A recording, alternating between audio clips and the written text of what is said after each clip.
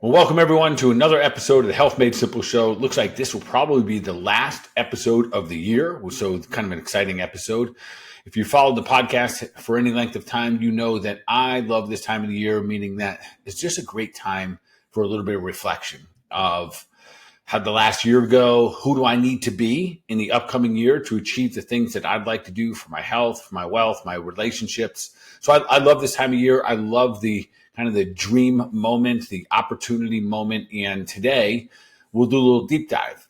Inevitably, this is a time of the year, really like this week is when a lot of us are starting to say, okay, I need a little bit of a reset. The holidays have come. They're mostly gone. We got New Year's, so we still have that obstacle. But most people, most of you listening to this are saying to yourself, all right, I am ready. I'm ready to do a reset. Today, we'll talk about the conversation of what does that look like?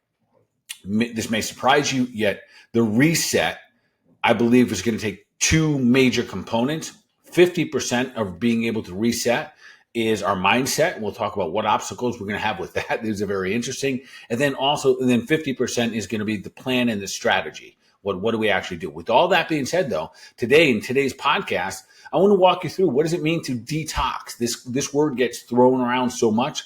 I'm going to, in the most simplest ways that I possibly can, I'll walk you through what it means. What does detox mean? Does it mean that we just stop? Do we just do dry January, right? So that's an option for some people. Is that detoxification, or is there more to it? How important is it? How hard is it, et cetera? Are there some tools that we can use along the way? So we'll do all that in just a moment here. And first, let me just say thank you once again for an excellent year. Thank you for following along. Keep doing your thing. Keep sharing it out. Keep spreading the love. We're doing our job. We keep reaching more and more people. This is a free platform. My intention is to keep it that way. So your job is to just help me, help other people in giving them this information. Hopefully the goal is that they continue to level up their minds, their bodies, their overall health, and understanding that, man, we're built to be awesome. All right, with that being said, let's dive in here and let's talk about resetting. Let's approach this from the first perspective, which I think is the most important part, is the mindset part of this. The reason we need to reset, let's go there first. What is the root cause? Since we're in the functional medicine world, we always like to get to the root cause. Why do we need to reset? And typically it's because we've gotten off track. And what is off track? What causes that? And typically it's comfort. Yeah, comfort. We have been doing certain things for many, many years. The way that we eat, the way we go through our holidays, the way we justify our eating habits and our patterns and missing some exercise or staying up late, all of those things are all derivatives of just things that get comfortable. So which means to reset or to change things up, we're going to have to get uncomfortable. So I'm going to tell you in advance that if you're looking to reset and you're looking to bounce back, to get at least back to where you were, hopefully even better, right? And hopefully this year's holidays were better than last year's holidays in terms of how you treated your body and your mind, hopefully your wallet as well. So when we think about these things, what is it going to take? And there's three things I want to continue to make obvious for us. Let's not have the elephant in the room. Number one is this, that being healthy is inconvenient in today's culture. It just is, folks. Everyone is trying to make it convenient for us. Everyone's trying to make it comfortable for us. Our old patterns and habits, those are all comforts. It's just easy to eat sugar. It's easy to have a cocktail at the end of the day. Those are comfortable things because we're so familiar with doing them. So I'm going to tell you right now in advance that any program, I'm going to talk about the cleanse that we do and certainly encourage you to do it with us. Yet no matter what you're going to do, if it is not a bit inconvenient, I should say, then you're probably not going to get that many results. If it remains just, this is simple and easy, then most likely it's not really going to move the needle much. The second part of that is it's going to have to be uncomfortable. We literally have, comfort might be the biggest disease of them all. I think that is one of the most powerful ways to get ourselves off track and to downregulate our health, our potential, quite frankly, is to start getting too comfortable with how we eat, how we move, the exercise, the timing of the day, what time we get up, what time we go to bed, all the people, the conversations that we're having. If we are staying in a comfortable zone, we're not offending anybody. We're not, stirring it up at all. We're not making it a little harder to, in simple things like getting up 20 minutes earlier so we can get a little cardio in the morning or going to bed a little bit earlier. All of these different things in order for things to change, we must be the root of the change, which means it's going to be uncomfortable, and it's okay. And if you're already getting a little bit uncomfortable, awesome. A simple way, I just had a conversation with some clients last week, and one of the uncomfortable things was to throw away food. I know that sounds, oh my God, how can we do that? There's some child that's starving in some country somewhere. And at least that's the concept that many of us grow up with. How could you possibly throw away food? I'm not telling you to throw away healthy food. I'm telling you to throw away the crap that's making people sicker. It's helping us die faster in our lives. So a lot of the cleaning up, the uncomfortable part is to throw away that extra piece of cake, that pecan pie that you've been saving since, Christmas Day, whatever it may be. Go into the cupboards, get rid of the crap that makes you a lesser version of you, the crap that's inhibiting you from being the person that you want to be. So that's going to be uncomfortable getting rid of it. But I'll tell you what, it always feels freaking good. It always helps you move to that next level. It's part of moving the needle. And then last but not least, most likely to reset, you're going to have to do some things that are unfamiliar. So it's the combination of inconvenient, uncomfortable, and unfamiliar. All three of those, to some degree, you're going to have to experience to find the better version of you, to reset, and then also get to that next level. So hopefully your goal this year is to be a better version of yourself and to experience on all levels, your health, wealth, and relationships, all of those taken to the next level. And all of those exist in a place that you and I currently are not at, which means that we're going to have to make some fundamental changes with who and what we do. So, and that's all like a thing. We all need to be looking in the mirror when we're thinking about this. So I love that you're here today. I love having this conversation. So let me shift this now. So I think 50% of the willingness or the success of going into a detox program, or it kind of sounds like we're trying to rehab ourselves. We're not. Well, I guess we kind of are. Yet 50% of it's going to be a mindset. And once you've essentially allowed yourself permission to say, okay, yeah, this is going to suck for a little bit. Awesome. That's where you need to be. Because what sucks today becomes easy tomorrow. And we all know that, especially if you've ever, had to start up a new exercise program, or you started running and maybe you're not good at running. Next thing you know, you run your first mile and you're like, man, all right, wasn't that bad. The next thing you know, you're ripping off 2, 3, 4, 5 miles where you thought that just running one was awful. So whatever we can do consistently allows it to become a little bit more familiar. And as that continues to happen, the results make the hard things, the things that suck, a little bit easier. All right. So mindset 50%, make sure we get it down. Re-listen to that part. If for some reason you're not making some commitments, every single one of us should be making some level of a commitment of pushing the envelope. So that'd be the first part. If you haven't made that commitment yet, that's where it starts. All right, now let's talk about detox. I think sometimes we throw this verbiage around, I need to detox a little bit. More often than not, I think the most common use of that verbiage is that people think, well, I got to stop drinking for a little bit. Or I got to stop putting as much crappy food in my body. I got to stop going to these particular restaurants and whatnot. And all of that is definitely a part of it. But today I'm going to break down the technical part of what we call phase 1, 2, and 3 of detoxification. So you can understand also why a lot of the different recommendations for vitamins and herbs and minerals and methylation issues, all of that, how that plays a role in our physiology. All right, so here's how it goes. Toxins come into our body. They could be in the source of anything. We have the forever chemicals that they're coming through our skin, through our nose, through our eyes, whatever it may be. We have all different forms of ways that toxins are coming into our body. We also have the most obvious things, the things that we eat, and we have the pesticides and the herbicides. We have all of the glyphosate, all of this junk that we do not even see, but it's coming into our body, clogging things up, making a mess into our body. And these are the things that conceptually we understand. I got to detoxify from these. So there's 3 phases that your body goes through. Phase 1, and I could go in a lot more depth, but I just want you to understand these 3 phases. And it'll give you a little, hopefully, emphasis, and maybe it's encouragement, maybe it's a deeper understanding that gives you a better reason for different actions, or maybe the different vitamins and supplements that are going to support these different phases. So phase 1 is this. Things come into our body, and our body is using a very particular group of enzymes that we have, a group of enzymes called the cytochrome P450s. These guys, you don't even never need to know that again, other than that fact that your body has in your liver a group of enzymes solely designed, solely specific. Their purpose is to break down your toxins, to break them down into smaller components that your body can work with better. So that is phase one.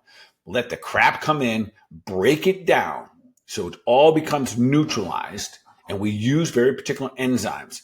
The reason I do throw that little piece in there is because we need to make sure along the way that we are putting the right tools in, the nutrients in, so we even have those enzymes there available for us. So phase one, we're bringing things in to break it down into smaller. So big into small, that's basically what I want you to think about phase one.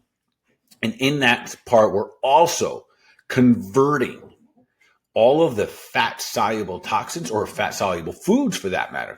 Everything I'm talking about is also, when we think about toxins, we're also thinking about the foods that we're bringing into our body. So we break down the fat-soluble foods and vitamins, like your omega-3s, etc., into water-soluble. So that is what phase one does. It's breaking things down to make it so the body can either utilize them or detoxify them, eliminate them better. Then we roll into phase two, and this prepares our toxins for removal. This is where things are probably going to be a little more familiar. When you hear about things like methylation, and you hear about things like how important things like glutathione are, this is where the rubber hits the road. You have a whole bunch of toxins coming in, your body breaks them down into smaller parts. Once it gets into phase two, this is all happening in the liver. Your liver then says, okay, what do we need to do with this? What do we need to do to break this down? What do we need to utilize these nutrients in our body? Oftentimes we have to methylate different vitamins, especially things like our B vitamins. This is where having adequate amount of B vitamins becomes so important to bring them into our body, because we burn through them so fast. And this is where, to utilize those B vitamins, we need to be able to do things called methylation. Now, nowadays we hear more and more conversations about methylation and about the inability to methylate or break things down or utilize things in our liver. Most commonly there's a gene, and you don't have to test for this gene. I did test for it. I happen to be positive for both components of this, what they call the MTHFR gene. And I'm only bringing that up just to kind of give you an example. If you have the MTHFR gene, and you have a lot of toxins coming into your body, when you get to phase two of detoxification, you have a very, very, very difficult time methylating B vitamins. It's not that you can't, but what happens for the individuals who do have the MTHFR gene, you are now going to have a very difficult time methylating your B vitamins. And when that happens, your energy is going to tank, because we need B vitamins for the Krebs cycle to make something called ATP. That's all housed within the mitochondria. So here's where it all links together. So do B vitamins give us energy? No, they're part of the formula that we stuff into the Krebs cycle so it can kick out something called ATP. If we have an inability, because our liver is overloaded with toxins, to methylate these different vitamins, we got a problem. Then the tendency will start to see things like a little bit more snacking, a little more carbohydrate dependent, want a little bit more sugar here and there, because we can't make energy by ourselves. So we're looking for that outside source. Excuse me. All right, what else is important here? Things like glutathione. We hear a lot of conversation about glutathione. We hear about getting IVs of things like NAD, or using a supplement, or I use a little powder form underneath the tongue called NMN. And these are all to enhance our ability to reproduce glutathione in our liver. One of the reasons this has become such a hot topic in the past 5 to 10 years, we're discovering that as we test, and so in functional medicine, we use things like an organic acid test. Very simple. It's kind of a gold standard test in functional medicine, where we can measure your glutathione levels. We can measure your methylation pathways. And what we discovered is that the majority of people are deficient in glutathione. Why is that? Because you use up all your glutathione trying to take care of all the toxins that are coming into your body. So it isn't that we don't naturally make it. We do. We naturally make glutathione. The challenge is that we're having a hard time keeping up with the demand of it. So in phase two, this is where we're using up all of the different nutrients that we're supposed to be bringing into the body and the body's needing. I'll give you other examples. Magnesium for liver support, period. Magnesium is responsible for anywhere from 400 different enzymatic reactions. If you become deficient in magnesium, unfortunately, it's going to make it very difficult for your liver to do its job, especially in detoxification. So phase one, you're going to use up a lot of that magnesium. And in phase two, you might not have enough left over to literally start to get things out of your body. So magnesium, zinc, selenium, these are all important vitamins, nutrients, and minerals that if we don't have these, unfortunately, then it makes it a deficiency in the liver. So it really essentially doesn't have the tools to break things down. All right, so quick review. Phase one, toxins come into the body. Could even be our foods. The phase one liver response of detoxification, break things down. Once we break everything down, and your body has a whole group of enzymes prepared to do this, as long as you put the right nutrients in your body. In phase two, this is when we take those toxins, we create in such a way, we bind to them, break them down a little bit more, and we start to push them through the body. And that's in phase. So in phase two, this is where we perform the methylation. This is where the glutathione binds onto and captures all of the different toxins into the body. And this, even our omega-3s are broken down here. So this is all happening in phase two. The challenge is, if we are deficient in our nutrient, I'll give you an example. I mentioned magnesium for a moment there. The number one way, there's actually 3 primary ways that we become deficient in magnesium. And one is through stress, sweating, sugar, alcohol. So I gave you 4. If you have any of those, then all of a sudden you become deficient in magnesium and you can't get through detoxification. And the reason, again, I'm bringing this up so we're going to go through phase 1, 2, and 3 is understanding, frankly, it's not just enough to just stop the bad guys from coming in. We have to rehabilitate and we want to restore function back to the glands and organs of detoxification. And really, what are we really thinking of? Liver, gallbladder, intestines. For many of us, we also have to support the pancreas because of all the abuse we put on it through our sugar and carbohydrate metabolism, or sugar and carbohydrate consumptions. So phase 1, breaking it down. Phase 2, binding onto it, getting it ready so we can help it exit the body. Phase 3 is really what's happening in the intestines. This is where we can use a little bit of bile from both the liver and the gallbladder, assuming you still have a gallbladder. And that helps it make it slip and slide through the intestines and literally eliminating it out. So when you think of phase 3, think of that as the quality of your poop. Yes, quality of your poop. Volume, size, structure, all the above. We're not going to do a deep dive into, stool analysis today. Yet everything matters. If you have floaters, you're not going through phase 2 too well. You're not breaking down. You're not getting your fat solubles broken down into water soluble. And that's the thing that means you're probably overloading things like your gallbladder and your liver, or you're getting too many things like seed oils in. So the stool does tell us a lot. Yet, so we want phase 1, 2, and 3 all working together. And when we do that, when we can break down the toxins, even the foods coming in, and we can bind onto them and eliminate them out, folks, that is what detoxification is. So let me walk you through a couple of things you can do to start to enhance this. I'll encourage you. So I'll start with this. We do a cleanse every single year. We've been doing this probably for the last decade. If there is such thing as an easy cleanse, this is it. I'm not going to tell you that it's easy, yet it's probably set up to win as well as any program out there.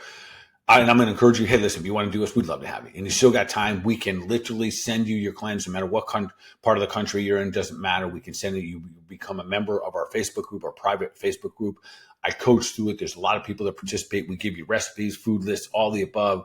We will use very specific types of supplementation to enhance what?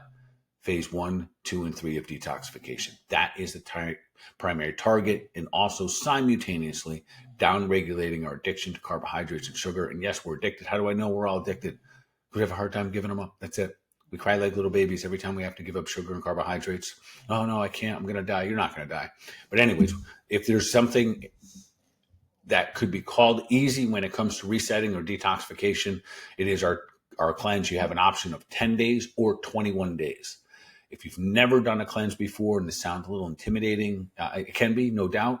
It doesn't need to be, yet nonetheless, then just commit to a 10-day. The beauty is if you choose to do that and then you're on a roll, momentum's going, you can easily extend it. We can do that. We facilitate that process for people all the time. So if we'd like to do that, I'll make sure that's in the show notes. We'd love to have you join us. And there'll be a whole bunch of people just like yourself, you and I, doing that together. All right, so let's talk about some of the things that just everyday things that are going to help you in detoxification. Probably one of the single best herbs out there, hands down, is a herb called milk thistle. Milk thistle is beautiful. It helps detoxification. Here's what's cool about it. It helps if there's been damage to your liver, which we can see, and sometimes we can see liver enzymes. We're going to look for 3 particular ones on your labs if you have labs.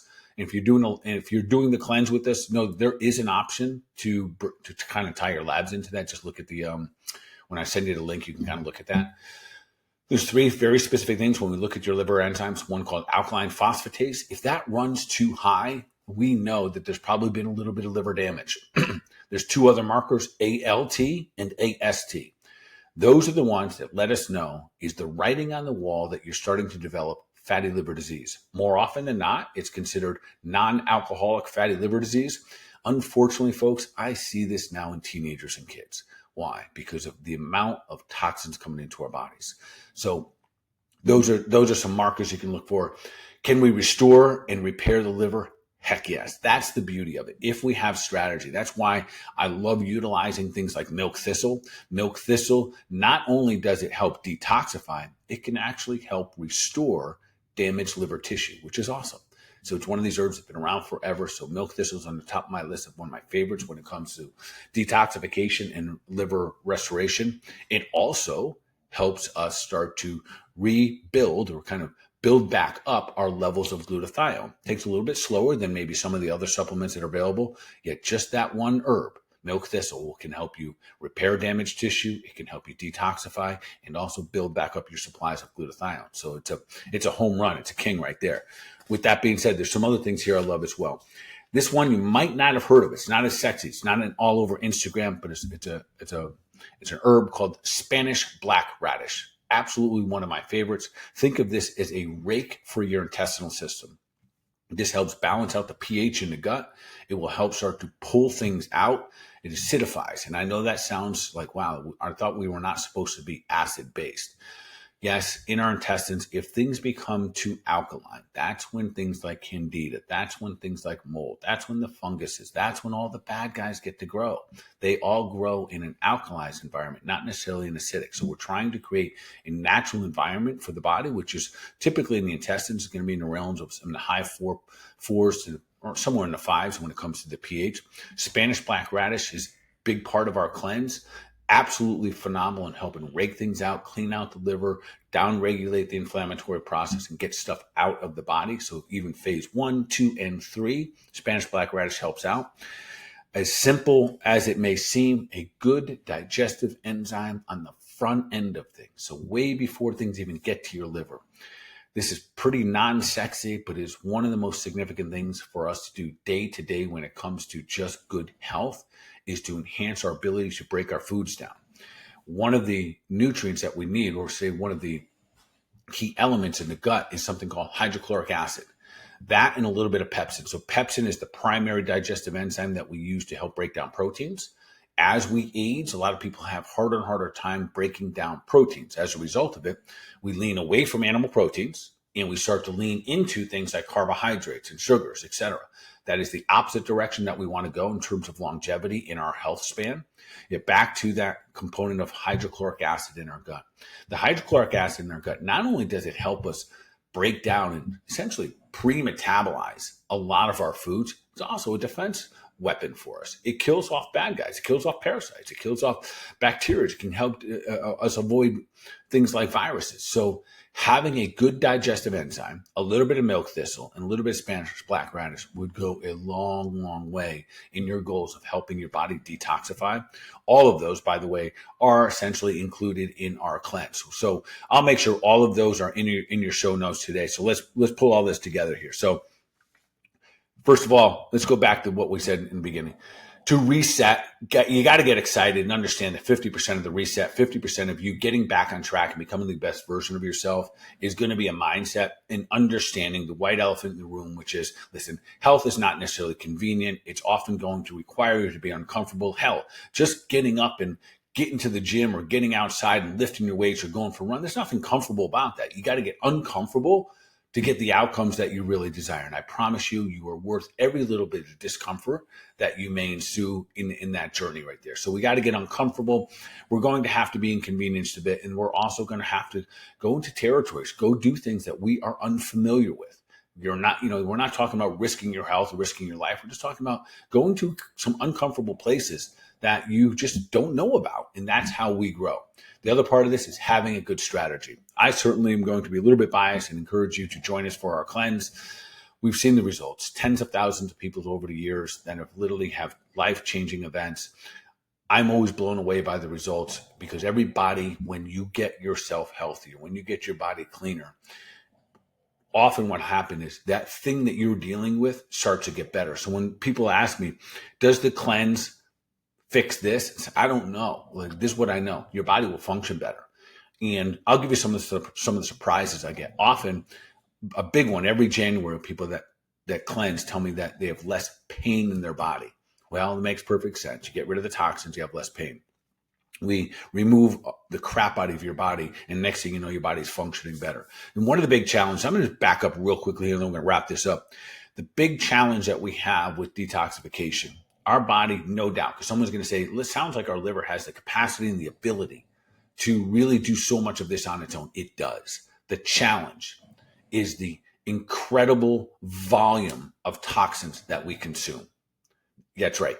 If everything you eat is not organic, think everything else has toxins in it. And then that's not even us tapping into things, the lotions and the potions, the suntan lotions and all this other stuff, the scents that we're breathing in, all of that stuff, all of that goes into your body and it eventually makes its way to the liver.